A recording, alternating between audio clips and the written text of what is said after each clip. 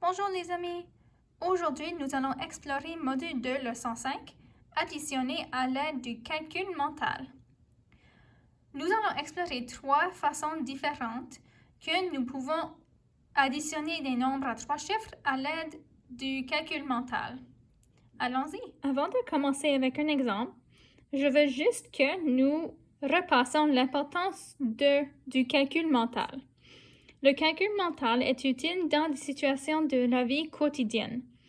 Ça veut dire que nous n'allons pas utiliser le calcul mental de tous les jours, mais c'est très important d'apprendre les stratégies de calcul mental parce qu'il peut y arriver des situations où nous n'allons pas avoir des calculatrices avec nous ou du papier et un crayon ou un stylo pour que nous puissions écrire l'équation et faire la question.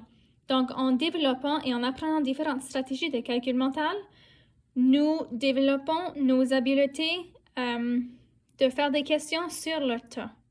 Commençons avec la stratégie les nombres faciles à utiliser. Voici notre question. Les élèves de 2 écoles participent à une sortie éducative. Il y a 227 élèves d'une école et 134 élèves d'une autre école.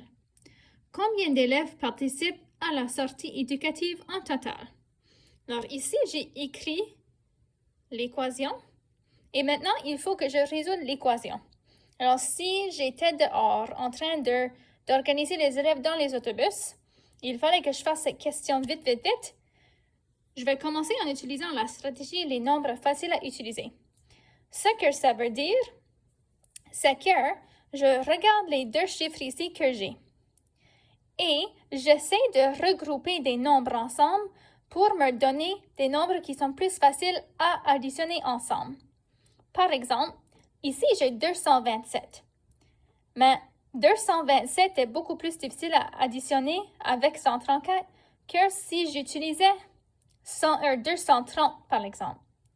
Alors ce que je peux faire, je peux enlever ou amener 3 unités ici et les amener ici pour me donner 230 et ensuite ajouter ou additionner 230 plus 131.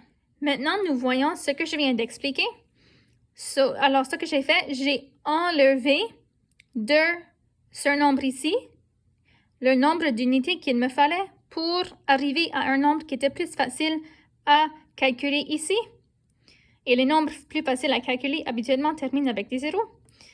Et j'ai additionné ces 2 nombres maintenant ensemble pour me donner 361.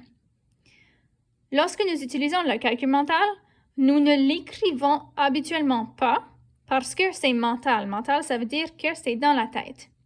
Mais je l'écris tout de suite pour que vous puissiez voir comment j'arrive à utiliser les stratégies et comment j'arrive aux réponses.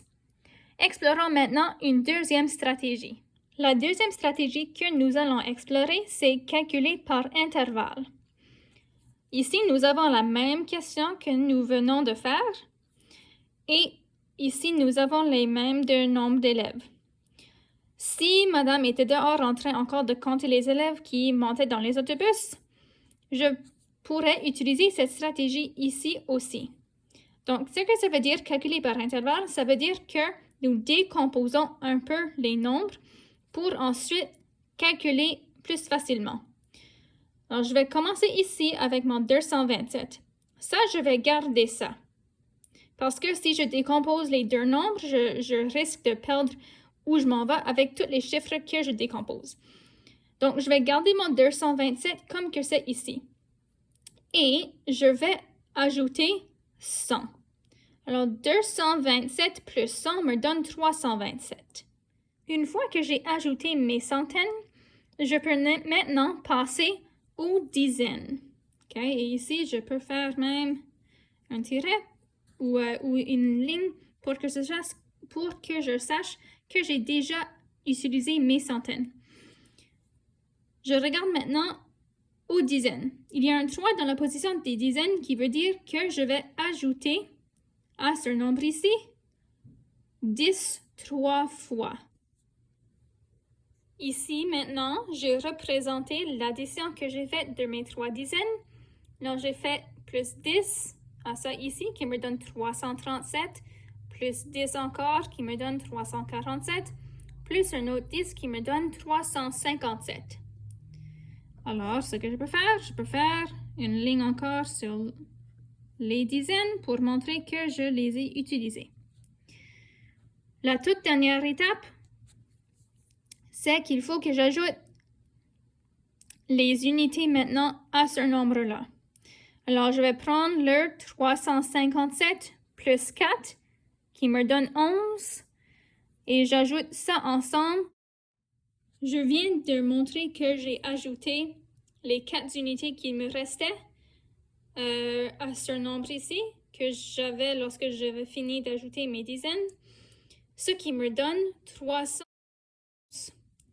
Voilà une deuxième stratégie que vous pouvez utiliser pour calculer mentalement la somme de deux chiffres.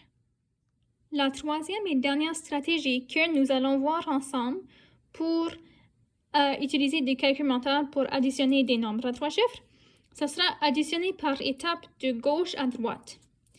Vous voyez ici, nous utilisons encore la même question et encore les mêmes deux nombres ici.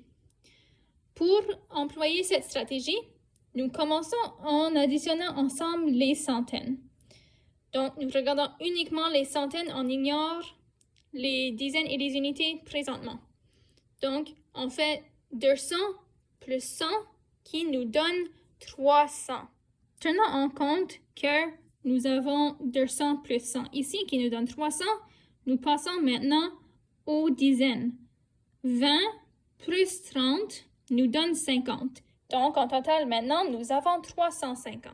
La dernière partie de cette stratégie s'agit d'additionner les unités ensemble. 7 plus 4 nous donne 11. Donc, il faut ajouter 11 à 350 ici. 11 plus 350 nous donne 361. Comme j'ai mentionné lors de la première stratégie, j'écris ici le travail que je fais pour que vous puissiez suivre le fil de pensée que j'ai dans ma tête. Lorsqu'on fait le calcul mental, on n'écrit pas ce qu'on fait. Toutefois, pour vous pratiquer, vous pouvez quand même écrire ce que vous faites jusqu'à ce que vous vous habituez à utiliser une ou deux stratégies. Ça va prendre du temps avant que vous intégrez ces stratégies, mais au fur et à mesure que vous pratiquez, ça va devenir de plus en plus facile pour vous autres. Sur ce, je vous envoie faire les questions. Bonne journée!